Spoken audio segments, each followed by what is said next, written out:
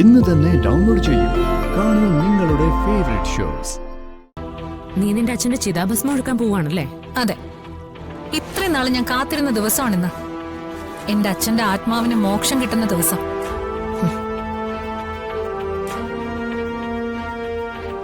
നെല്ലിശ്ശേരിയിൽ നിന്ന് ഈ ചടങ്ങിൽ പങ്കെടുക്കാൻ ആരെങ്കിലും വരണമെന്ന് ഞാൻ ആഗ്രഹിച്ചിരുന്നു. നീ വന്നാ നന്നായി. എന്റെ അച്ഛന്റെ ആത്മാവിന് അത് സന്തോഷാവും. ഞാൻ വന്നതേ വെറുതെ കാഴ്ച കാണാനില്ല. നിന്റെ അച്ഛന്റെ ആത്മാവിന് മോക്ഷം കിട്ടാൻ വേണ്ടി പ്രാർത്ഥിക്കാനുമല്ല. എന്തായാലും വന്നല്ലോ. ഇനി എന്റെ അച്ഛന്റെ ചിതാഭസ്മം ഈ പുഴയിൽ ഒഴുക്കുന്നത് ഇവിടെ നിന്ന് നീ ഒന്ന് കാണ്. മരിച്ചുപോയ നിന്റെ അച്ഛന്റെ പേരിലാണല്ലോ നെല്ലിശ്ശേരിയോടും ആ വീട്ടുകാരോടും പക മുഴുവൻ നീ തീർത്തത്. അതേടി, എന്റെ പ്രതികാരം ഞാൻ പൂർത്തിയാക്കി. ഈ മൺകുട ഈ പുഴയിൽ ഒഴുകുന്നതോടുകൂടി എന്റെ ശപഥവും പൂർത്തിയാവും. എങ്കിൽ നീ ഒരു കാര്യം ഓർത്തോ, 1000 വട്ടം ഈ മൺകുടം പുഴയിൽ ഒഴുക്കിയാലും നിന്റെ അച്ഛന്റെ ആത്മാവിന് മോക്ഷം കിട്ടാൻ പോകുന്നില്ല. ദേ, നീ എന്തായി പറയുന്നത്? നെല്ലിശ്ശേരിയിലെ സേതുമാധവന്റെ മക്കളെ ഒന്നുമില്ലാത്ത ഒരാളാക്കി മാറ്റാന്ന് നീ വെറുതെ വ്യാമോഹിക്കണ്ട. അത് നടക്കില്ല.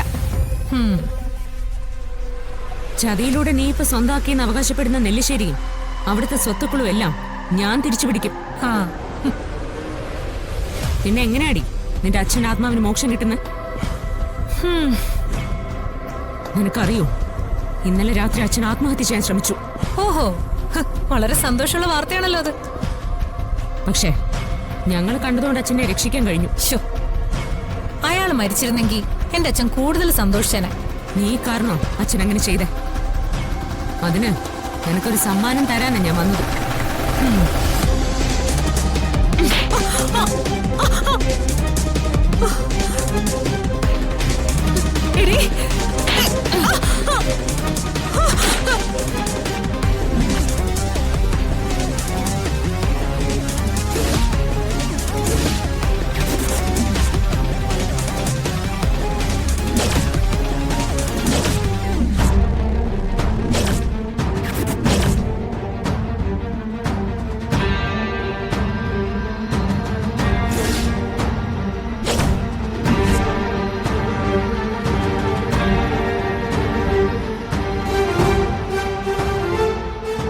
എന്താ നീ കാണിച്ചത്?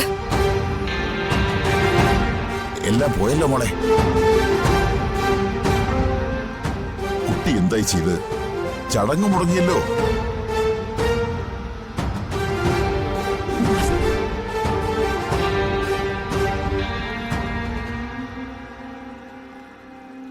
എന്റെ അച്ഛന്റെ ആത്മാവിന് മോക്ഷം കിട്ടാൻ നീ സമ്മതിക്കില്ലല്ലേ?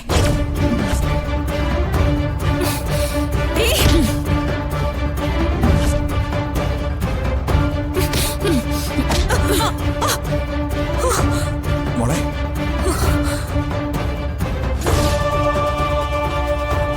ഇത് നിനക്കുള്ള താക്കീതാ. ഇതുവരെ നെല്ലിശ്ശേരിയെ നശിപ്പിക്കാൻ നീ ഓരോന്നും ചെയ്തു. നീ പിടിച്ചടക്കിയതൊക്കെ തിരിച്ചു പിടിക്കാനുള്ള ശ്രമം ഞാൻ ഇവിടെ നിന്ന് തുടങ്ങാം.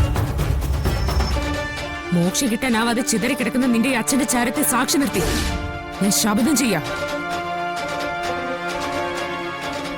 നെല്ലിശ്ശേരി വീട് നശിപ്പിക്കാൻ ഈ ജന്മം നിന്നെ ഞാൻ അനുവദിക്കില്ല.